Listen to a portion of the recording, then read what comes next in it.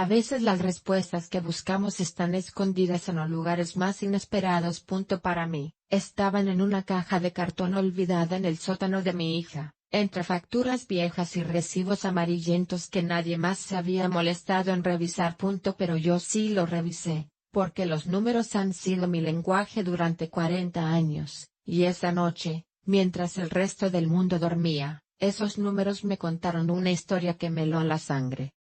Me llamo Margarita Velázquez, tengo 62 años, y durante 4 décadas trabajé como contadora en una de las empresas más importantes de la ciudad. Me retiré hace 3 años, pensando que mis días de analizar balances y detectar irregularidades habían terminado. Pensando que finalmente podría dedicarme a mi jardín, a mis libros, a ver crecer a mis nietos.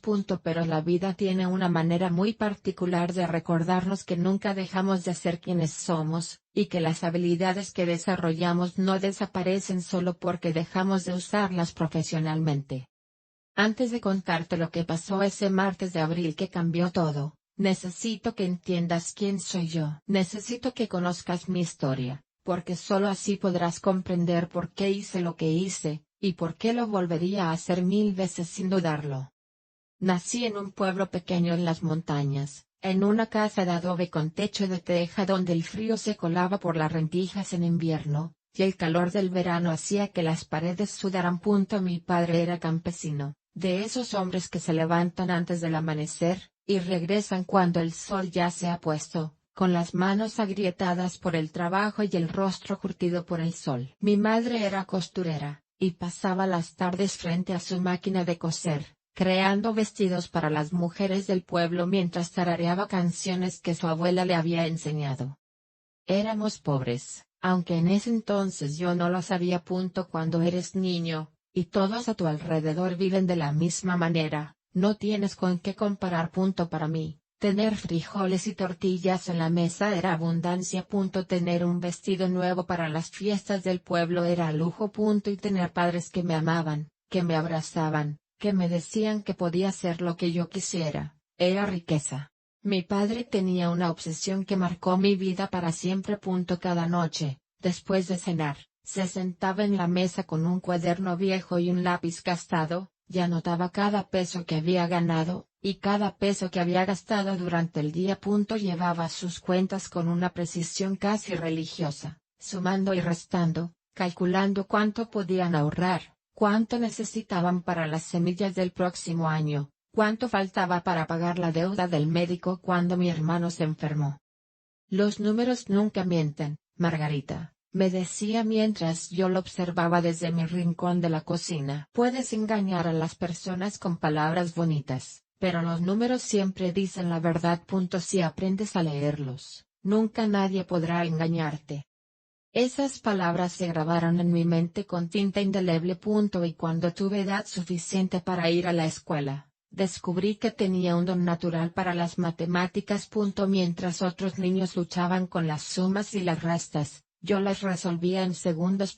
Mientras otros se confundían con las fracciones y los decimales, yo los veía como viejos amigos que siempre tenían sentido. Mi maestra de primaria, la señorita Elena, fue la primera en ver mi potencial. Era una mujer joven, recién llegada de la ciudad, con ideas modernas que escandalizaban a las señoras del pueblo. Un día, después de clases, me llamó a su escritorio y me dijo algo que cambió el curso de mi vida. Margarita, tú tienes un talento especial. Tienes una mente que ve patrones donde otros ven caos. No desperdicies ese don. Estudia, prepárate. Sal de este pueblo y conviértete en algo más. Esas palabras encendieron una llama dentro de mí que nunca se apagó. Desde ese momento, supe que quería estudiar, que quería ir a la universidad, que quería hacer algo con mi vida más allá de casarme joven, y tener hijos como todas las mujeres de mi pueblo. Pero el camino no fue fácil. Mi padre murió cuando yo tenía 15 años. Víctima de una enfermedad que los doctores del pueblo no supieron diagnosticar. Mi madre quedó sola, con 3 hijos que alimentar y ningún ingreso seguro. Yo tuve que dejar la escuela para ayudar en casa, cosiendo junto a mi madre durante el día, y estudiando por las noches a la luz de una vela, porque estaba decidida a no rendirme. A los 18 años, conseguí una beca para estudiar contabilidad en la Universidad de la capital. Fue la primera persona de mi pueblo en ir a la universidad, y recuerdo el día que me fui como si hubiera sido ayer. Mi madre me acompañó hasta la estación de autobuses, con los ojos llenos de lágrimas, y las manos llenas de comida que había preparado para el viaje. Estoy orgullosa de ti, mija, me dijo abrazándome. Tu padre estaría orgulloso también. Ve y conquista el mundo. La universidad fue un shock.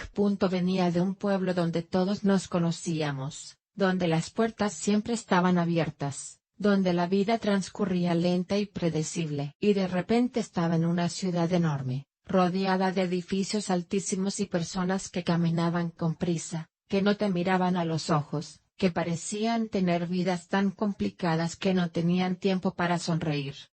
Los primeros meses fueron los más difíciles de mi vida. Vivía en una habitación pequeña que compartía con otras 3 estudiantes, comía una vez al día para ahorrar dinero, y estudiaba hasta que los ojos me ardían porque sabía que no podía fallar. No podía decepcionar a mi madre, que había sacrificado tanto para que yo estuviera ahí. No podía desperdiciar la oportunidad que la vida me había dado. Pero poco a poco, las cosas mejoraron. Mis calificaciones eran las mejores de la clase, mis profesores comenzaron a notarme, y empecé a hacer amigos, otros estudiantes que venían de lugares humildes como yo, que también luchaban por un futuro mejor. Y cuando me gradué, 4 años después, lo hice con honores, con ofertas de trabajo de 3 empresas diferentes, y con la certeza de que había valido la pena cada sacrificio.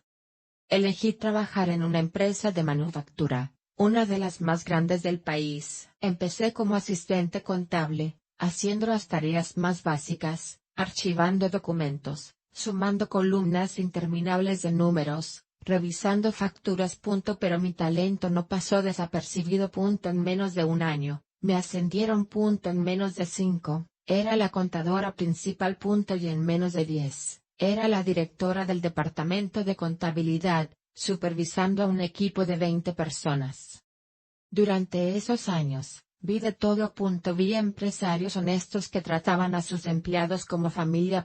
Vi también a los otros, los que creían que podían robar sin que nadie se diera cuenta, los que manipulaban los libros para evadir impuestos, los que desviaban fondos para sus cuentas personales. Y yo los descubrí a todos. Uno por uno. Sus mentiras quedaron expuestas ante mis ojos, porque los números nunca mienten, y yo sabía leerlos como quien lee un libro abierto. Hubo un caso en particular que me marcó profundamente. Fue hace unos 20 años, cuando descubrí que el gerente de ventas, un hombre encantador que todos adoraban, había estado robando la empresa durante años. Lo hacía de manera tan sutil, tan sofisticada, que nadie se había dado cuenta. Creaba facturas falsas de empresas fantasma, desviaba pagos a cuentas que él controlaba, manipulaba los registros para cubrir sus huellas. Pero yo lo encontré. Encontré las discrepancias, seguí el rastro del dinero, conecté los puntos que nadie más había visto. Y cuando presenté mis hallazgos a la junta directiva, el hombre fue arrestado, juzgado y condenado a prisión. Lo que más me impactó de ese caso no fue el fraude en sí. Fue la reacción de su esposa. Era una mujer dulce, callada, que siempre lo acompañaba a los eventos de la empresa con una sonrisa perfecta. Cuando se enteró de lo que su esposo había hecho, cuando vio las pruebas que yo había reunido, su mundo se derrumbó. Resultó que él también le había mentido a ella durante años. Le había dicho que los viajes de negocios eran para cerrar tratos importantes, cuando en realidad eran para verse con su amante. Le había dicho que el dinero extra venía de bonos y comisiones, cuando en realidad venía del robo.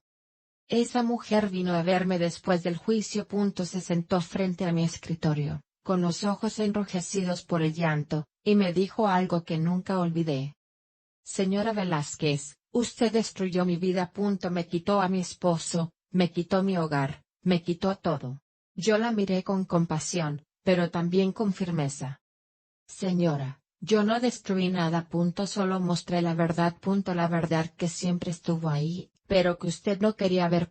Y sé que ahora duele, pero algún día entenderá que es mejor vivir en una verdad dolorosa que en una mentira cómoda. Ella me miró con rabia, se levantó y se fue sin decir nada más.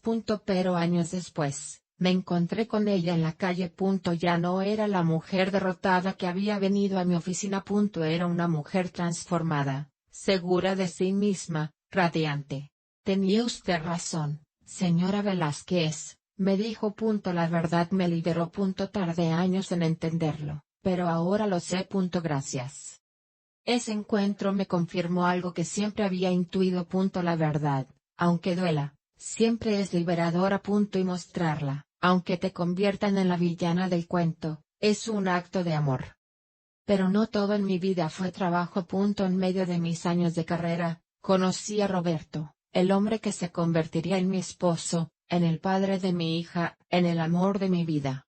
Roberto era ingeniero en la misma empresa donde yo trabajaba. Era alto, moreno, con una sonrisa que iluminaba cualquier habitación, y una risa contagiosa que hacía que todos a su alrededor se sintieran bien. La primera vez que lo vi, estaba arreglando una máquina en la planta de producción, con las mangas enrolladas y la frente sudorosa, concentrado en su trabajo con una intensidad que me cautivó. No fue amor a primera vista. Fue algo más lento, más profundo. Empezamos siendo colegas, luego amigos, luego confidentes. Me contaba sobre su familia, sobre sus sueños, sobre sus miedos. Yo le contaba sobre mi pueblo, sobre mi madre, sobre mis ambiciones. Y poco a poco, sin que ninguno de los dos se diera cuenta, nos enamoramos. Nuestra primera cita fue en un parque cerca de la oficina. Roberto había preparado un picnic con sándwiches y limonada, y nos sentamos bajo un árbol a hablar durante horas. Recuerdo que ese día me dijo algo que me hizo saber que era el hombre indicado. Margarita, me gusta que seas inteligente. Me gusta que tengas ambiciones. Me gusta que no te conformes con ser menos de lo que puedes ser. Hay hombres que se sienten amenazados por mujeres como tú. Pero yo no. Yo me siento honrado de que me dejes estar a tu lado. Esas palabras significaron todo para mí. En una época donde se esperaba que las mujeres fueran sumisas, calladas, dedicadas solo al hogar, Roberto me veía como una igual. Me respetaba, me admiraba, me apoyaba. Nos casamos un año después, en una ceremonia pequeña con nuestros familiares más cercanos. Mi madre vino desde el pueblo, con su mejor vestido y lágrimas de felicidad en los ojos. Los padres de Roberto, gente humilde como los míos, nos dieron su bendición con abrazos que olían a tierra y a tradición. Nuestra vida juntos fue hermosa. No perfecta, porque ninguna vida lo es, pero sí hermosa. Tuvimos nuestras discusiones, nuestros desacuerdos, nuestros momentos de tensión. Pero siempre supimos resolverlos con respeto, con comunicación, con amor. Y cuando nació Carolina, nuestra hija, sentí que mi vida estaba completa. Carolina llegó al mundo en una noche de tormenta. Recuerdo el sonido de la lluvia golpeando las ventanas del hospital mientras yo pujaba y Roberto sostenía mi mano, animándome con palabras dulces que apenas podía escuchar por encima de mi propio esfuerzo. Y cuando finalmente escuché su llanto, cuando la pusieron sobre mi pecho, y sentí su piel tibia contra la mía, supe que haría cualquier cosa por ella. Cualquier cosa. Carolina fue una niña especial desde el primer día. Tenía una sensibilidad que parecía impropia para alguien tan pequeño. Lloraba cuando veía a otros niños tristes. Se preocupaba por los animales heridos. Preguntaba constantemente por qué las cosas eran como eran, por qué había personas pobres y personas ricas, por qué algunos niños no tenían papás, por qué el cielo era azul y no verde. Roberto y yo la criamos con amor, pero también con valores. Le enseñamos que la honestidad era importante, que el trabajo duro daba frutos, que las personas valían por lo que eran, y no por lo que tenían. Le enseñamos que podía ser lo que quisiera ser, que no había límites para sus sueños, que el mundo estaba lleno de posibilidades esperando ser descubiertas. Pero también le enseñamos algo que tal vez no debimos enseñarle también, a confiar.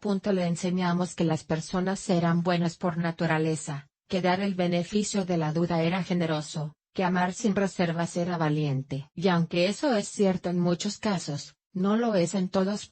Y mi hija, con su corazón abierto y su espíritu generoso, estaba destinada a aprender esa lección de la manera más dolorosa. Carolina tenía 15 años cuando Roberto murió. Fue un día que comenzó como cualquier otro, con el desayuno en la cocina, con las bromas de siempre, con los planes para el fin de semana. Roberto se fue al trabajo con un beso y un te quiero, como hacía cada mañana. Y unas horas después, recibí la llamada que destrozó mi mundo. Un infarto fulminante, dijeron los doctores. No sufrió, dijeron, como si eso fuera un consuelo. Murió antes de que la ambulancia llegara, dijeron, y yo me quedé ahí, parada en medio de la sala de mi casa, con el teléfono en la mano y el corazón roto en 1000 pedazos. Los días que siguieron fueron un borrón de lágrimas, abrazos, condolencias que sonaban huecas aunque fueran sinceras. Carolina estaba destrozada. Su padre había sido su héroe, su confidente, su roca. Y ahora se había ido, dejando un vacío que parecía imposible de llenar. Pero salimos adelante. Las mujeres de mi familia siempre lo hacemos. Mi madre lo hizo cuando mi padre murió. Yo lo hice cuando perdí a Roberto. Y aunque el dolor nunca desaparece del todo, aprendes a vivir con él. Aprendes a convertirlo en fuerza, en determinación, en una razón más para seguir adelante. Carolina terminó la preparatoria con buenas calificaciones. Entró a la universidad para estudiar pedagogía, porque desde niña había querido ser maestra. Le gustaba enseñar, le gustaba ver esa chispa en los ojos de alguien cuando finalmente entiende algo que antes parecía imposible. Era paciente, dedicada, apasionada. Y yo estaba tan orgullosa de ella que a veces me dolía el pecho de tanto amor. Fue en la universidad donde conoció a Ernesto. Él era estudiante de Administración de Empresas, un año mayor que ella, con una carrera prometedora en bienes raíces. La primera vez que Carolina me habló de él, noté algo en su voz que no había escuchado antes. Una emoción, una ilusión, una esperanza que me recordó a mí misma cuando conocí a Roberto. Mamá, creo que me enamoré, me dijo una noche mientras cenábamos juntas. Se llama Ernesto.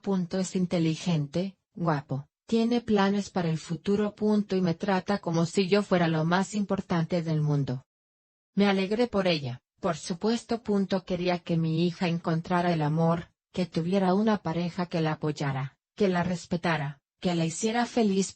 Pero también sentí una punzada de preocupación que no supe explicar. Una intuición que susurraba en el fondo de mi mente, diciéndome que algo no estaba del todo bien. Conocí a Ernesto unas semanas después. Carolina lo trajo a cenar a mi casa, nerviosa como una adolescente en su primera cita, arreglándose el cabello cada 5 segundos, asegurándose de que todo estuviera perfecto. Y cuando él entró por la puerta, vi exactamente lo que mi hija había descrito. Era alto, bien parecido, con una sonrisa amplia y una confianza que bordeaba en arrogancia. Señora Velázquez, es un honor conocerla, me dijo extendiendo la mano. Carolina me ha hablado mucho de usted. Dice que es la mujer más fuerte que conoce. Las palabras eran correctas. El tono era correcto. Pero algo en sus ojos me incomodó. Eran ojos que calculaban, que evaluaban, que buscaban algo detrás de cada interacción. Eran ojos de vendedor, de alguien acostumbrado a decir lo que otros quieren escuchar para conseguir lo que él quiere. Pero me callé mis dudas. Porque Carolina estaba feliz, radiante, enamorada. Y yo no quería ser la madre amargada que ve problemas donde no los hay, que arruina la felicidad de su hija por sospechas infundadas. Así que sonreí, lo recibí en mi casa, y me convencí de que estaba siendo paranoica. Los siguientes meses fueron un torbellino de romance. Carolina y Ernesto estaban juntos todo el tiempo. Iban a restaurantes, al cine, a pasear por parques.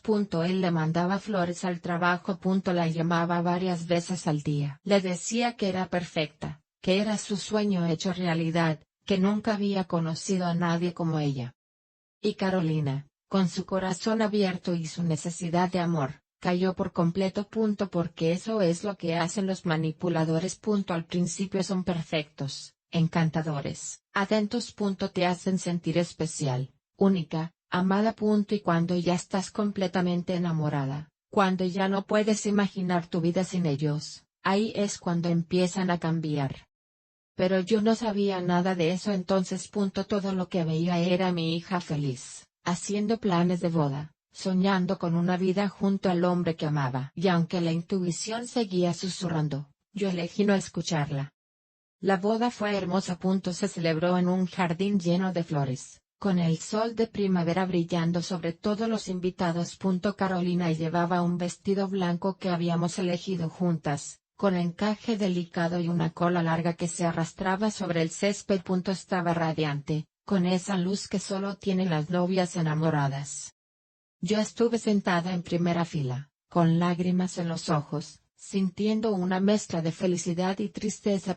Felicidad porque mi hija había encontrado a alguien, tristeza porque sabía que ya no sería solo mía, que ahora compartiría su vida con otro, que las visitas serían menos frecuentes, las conversaciones más cortas. Y cuando el juez les preguntó si aceptaban amarse y respetarse todos los días de sus vidas, cuando ambos dijeron que sí y se besaron mientras todos aplaudían, yo aplaudí también. Aplaudí y sonreí, y les deseé toda la felicidad del mundo. No sabía que estaba aplaudiendo el comienzo de una pesadilla.